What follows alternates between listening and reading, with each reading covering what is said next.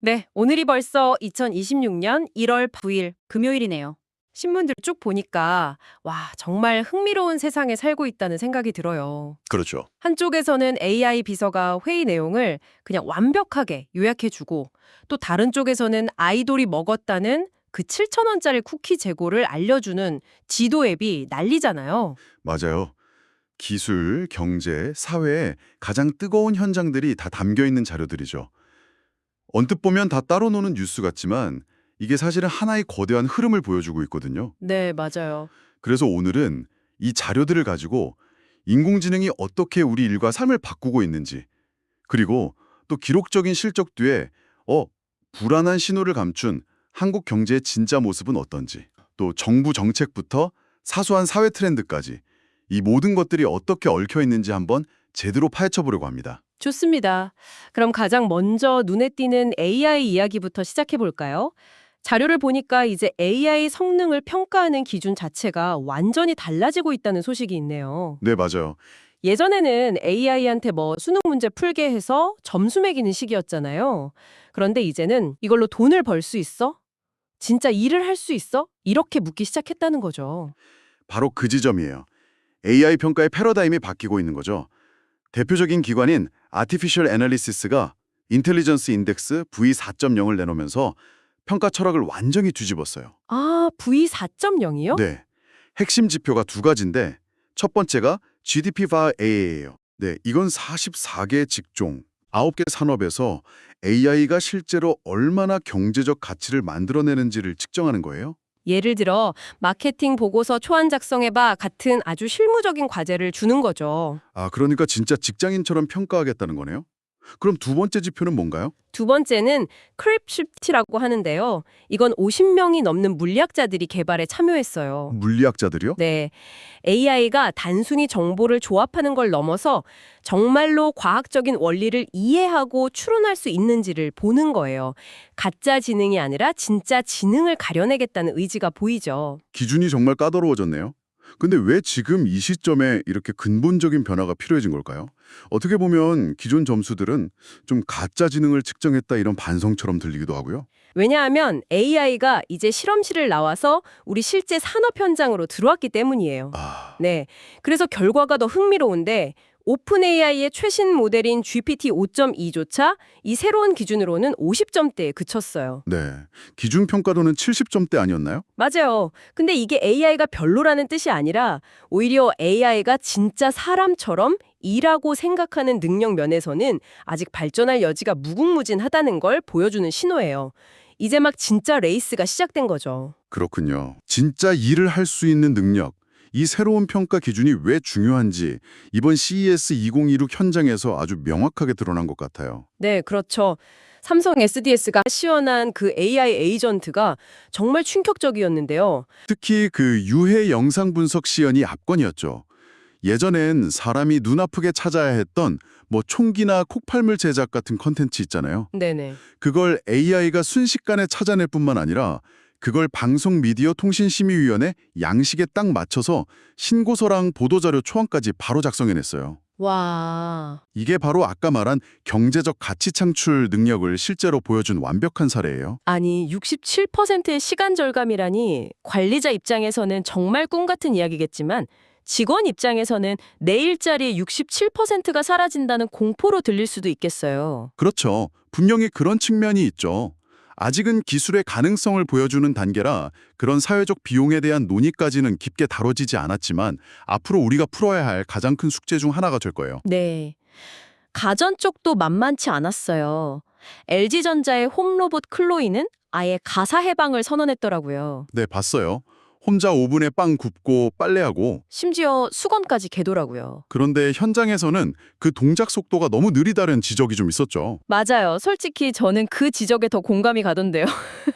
빨래는 산더미인데 로봇이 1시간 동안 수건 한 장 접고 있으면 답답해서 제가 그냥 하고 말 것 같아요. 충분히 그럴 수 있죠. 근데 여기에 대한 CEO의 답변이 아주 의미심장했어요. 어린이나 반려동물과 함께하는 가정의 안전을 위해 의도적으로 조심스럽게 접근했다고 했거든요. 아, 의도적인 거였군요. 네. 그러면서 학습이 완료되면 사람과 비슷한 속도를 낼 것이라고 덧붙였고요. 이건 로봇 기술이 단순히 기능 구현을 넘어서 어떻게 실제 생활 공간에 안전하게 통합될 수 있는지를 고민하는 성숙한 단계에 이르렀다는 걸 보여줘요. 그렇군요. 내년부터 상용화하고 구독 서비스도 검토 중이라고 하니 이제 로봇도 정수기처럼 빌려 쓰는 시대가 오는 거죠. 자료를 보다 보니 이 부분도 좀 의외였어요. 자동차 부품사인 현대모비스가 최첨단 로봇 아틀라스의 관절, 그러니까 액추에이터를 만든다는 거요. 아, 네. 그게 그냥 부품 공급 계약을 넘어서는 의미가 있죠. 어떤 의미인가요? 이건 로봇 산업의 패권이 어디로 가고 있는지를 보여주는 상징적인 사건이에요. 보스턴 다이내믹스가 현대모비스를 선택한 이후로 자동차 부품을 대량으로 안정적으로 공급해온 확실한 이력을 꼽았거든요. 아, 그리고 여기서 보스턴 다이내믹스 측이 아주 재밌는 말을 해요. 쿠만 선보이는 로봇은 경제적 효용이 없다. 그거 저도 봤어요. CES에서 복싱 로봇 시연한 중국 경쟁사들을 겨냥한 발언이라는 해석이 있더라고요. 맞아요. 그 발언의 속뜻은 너희는 아직 쇼를 하고 있지만 우리는 진짜 산업 현장에 투입할 로봇을 양산할 준비를 하고 있다는 자신감의 표현이에요. 아하, 화려한 기술 시연을 넘어서 이제는 안정적인 부품 공급망을 갖추고 대량 생산을 통해 경제적 효용을 만들어내는 단계로 게임의 룰이 바뀌고 있다는 선언인 셈이죠. 경제적 효용이라는 말이 계속 나오네요. 그런가 하면 우리 몸 자체가 데이터를 수집하는 플랫폼이 되는 흐름도 인상 깊었어요. 옷깃에 붙이는 AI 핀, 손가락에 끼는 스마트 링. 네, 손목에 차는 밴드까지요. 예전에는 우리가 스마트폰을 사용했다면 이제는 기기가 우리를 기록하는 시대로 넘어가는 전환점처럼 보여요. 그게 바로 제2의 뇌라는 개념의 핵심이겠죠. 정확해요. 회의 내용을 일일이 기록할 필요 없이 대화에만 집중하고 나중에 AI가 요약해준 텍스트를 확인하면 되니까요. 기억의 부담에서 벗어나 현재에 더 집중하게 해준다는 게 이 기술들의 가장 큰 가치예요. 하지만 그 편리함의 이면에는 그림자도 분명히 있어 보여요. 바로 사생활 침해 문제 말씀이시죠. 맞아요. 내 대화뿐만 아니라 상대방의 대화까지 내 의지와 상관없이 기록되고 AI에 의해 분석될 수 있다는 거니까요.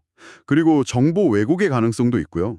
정보 왜곡이요? 네, AI가 핵심이라고 요약한 내용이 정말 대화의 핵심이었을까? 어떤 뉘앙스는 사라지고 어떤 발언은 과장될 수 있죠. 이 제2의 뇌가 때로는 나를 더 잘 기억하게 해주지만 때로는 나의 기억을 왜곡하거나 타인의 권리를 침해하는 도구가 될 수도 있다는 점을 반드시 함께 고민해야 해요. 정말 그렇네요.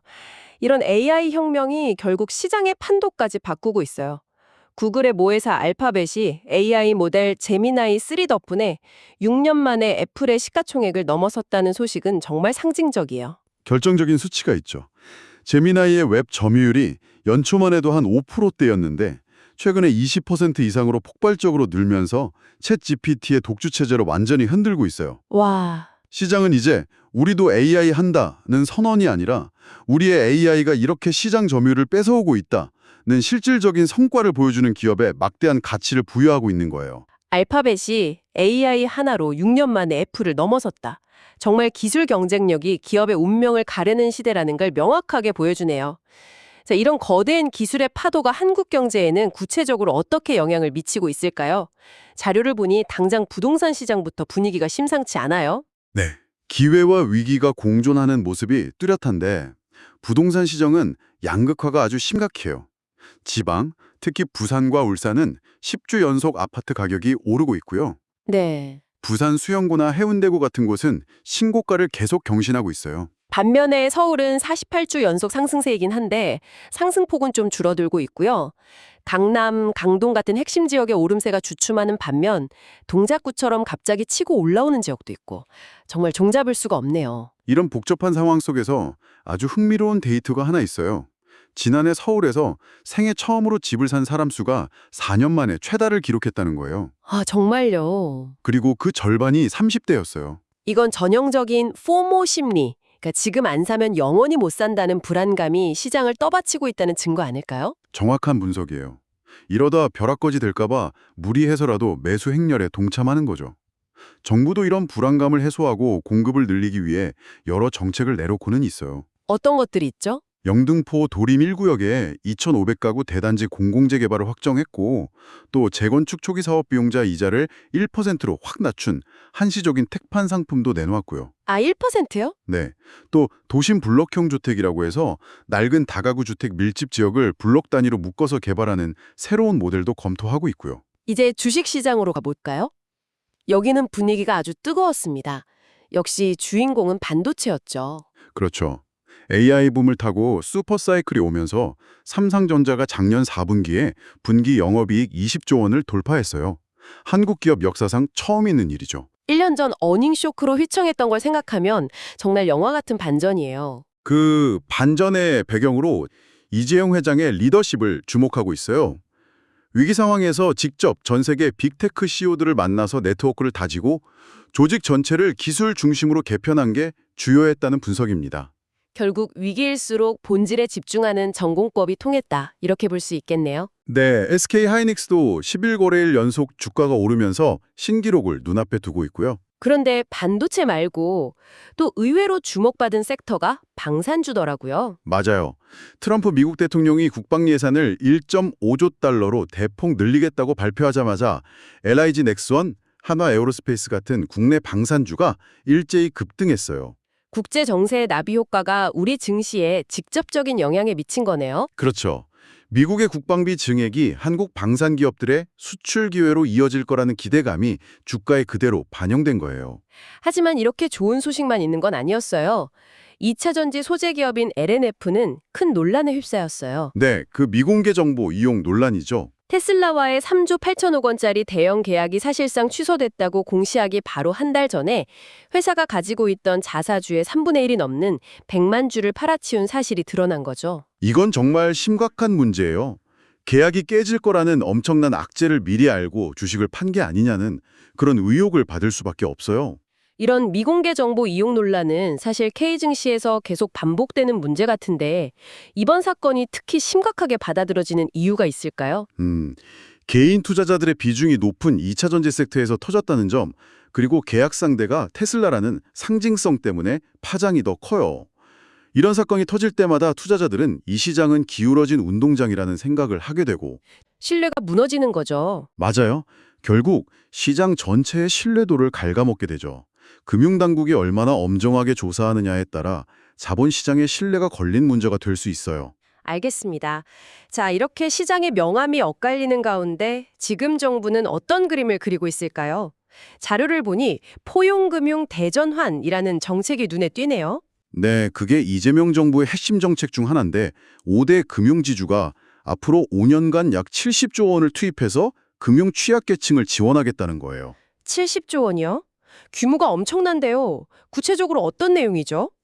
예를 들어 KB는 대부업체 고금리 대출을 은행권 대출로 갈아탈 수 있게 도와주고 우리는 개인 신용 대출 금리 상한을 연 7%로 묶는 식이죠. 취지는 좋은데 과연 이게 얼마나 실효성이 있을까요? 은행들이 자발적으로 참여할지 의문이 드는데요. 그래서 벌칙 조항을 도입했어요. 은행의 포용금융 실적을 매년 평가해서 실적이 나쁘면 서민금융진흥원에 내는 출연금을 더 내도록 하는 거예요. 아, 당근과 채찍을 같이 쓰는 거군요. 그렇죠. 금융권의 참여를 제도적으로 이끌어가겠다는 의지가 보여요. 금융정책과 함께 제조업 생존 전략에 대한 절박한 목소리도 나왔어요.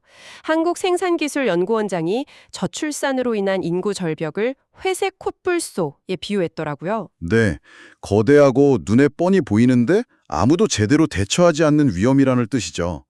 10년 안에 제조업 생태계가 붕괴될 수 있다는 아주 강력한 경고였어요. 그러면서 두 가지 해법을 제시했는데 이게 아주 흥미로워요. 첫 번째가 인재 에코사이클링. 네, 단순히 동남아에서 외국인 노동자를 데려오는 걸 넘어서 현지 대학과 연계해서 인재를 키우고 그들이 한국과 본국을 오가며 기술과 경험을 나누는 선순환 구조를 만들자는 거예요. 그렇군요.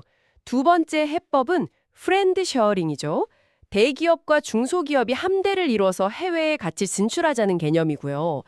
듣다 보니 이런 생각이 드네요. 결국 이 회색 코뿔소 문제의 해법이 우리가 아까 CES에서 봤던 그 로봇들이 아닐까요? 정확히 그 지점을 연결해야 해요. 일할 사람이 없으니 로봇으로 대체하는 것 외에 다른 방법이 있을까 싶어서요. 맞아요. 지금 우리가 이야기하는 인구 절벽과 제조업 위기는 결국 AI와 로봇 기술의 필요성을 역설적으로 측량하고 있어요. 현대모비스가 로봇 관절을 만들고 삼성 SDS의 AI가 사람의 업무를 대신하는 게 단순히 기술 과시가 아니라 한국 제조업의 생존이 걸린 문제가 될 수 있다는 거죠. 이 두 이야기는 전혀 다른 것 같지만 사실은 동전의 양면과 같아요. 정말 그러네요. 마지막으로 우리 사회의 단면을 보여주는 소식들도 짚어보죠. 건강 관련해서는 아주 빨간불이 켜졌어요. 한국 성인 5명 중에 1명이 복합 만성질환자래요. 네, 고혈압, 당뇨, 고콜레스테롤 혈증 중에 그 이상을 앓고 있는 경우죠. 10년 전보다 1.7배나 늘어난 수치라고 하네요. 정말 심각한 문제네요. 그런데 이 문제 해법으로 서울대병원 교수가 제시한 방법이 아주 간단하고 실용적이에요. 어떤 건가요? 식사할 때 나물 같은 식이섬유를 먼저 먹고 그 다음 고기 같은 단백질, 마지막으로 밥 같은 탄수화물 순서로 먹어라. 그리고 식후 15분간 가볍게 산책해라. 이게 전부예요. 와, 혈당 스파이크를 막는 방법이군요. 이건 정말 당장 오늘 저녁부터 실천해 볼 만한 조언이네요. 그렇죠. 마지막으로 아주 재미있는 사회 트렌드 소식입니다. K-팝 아이돌이 언급해서 유명해진 두바이 쫀득 쿠키, 일명 두쫀쿠가 품절 대란을 빚으니까 판매점 위치랑 재고를 알려주는 두쫀쿠 맵이라는 앱까지 등장했대요. 네, 한 개발자가 여자친구에게 사주려고 만들었다고 밝혀서 더 화제가 됐죠. 맞아요. 저는 이 소식이 그냥 재미있는 유행으로만 보이지 않더라고요.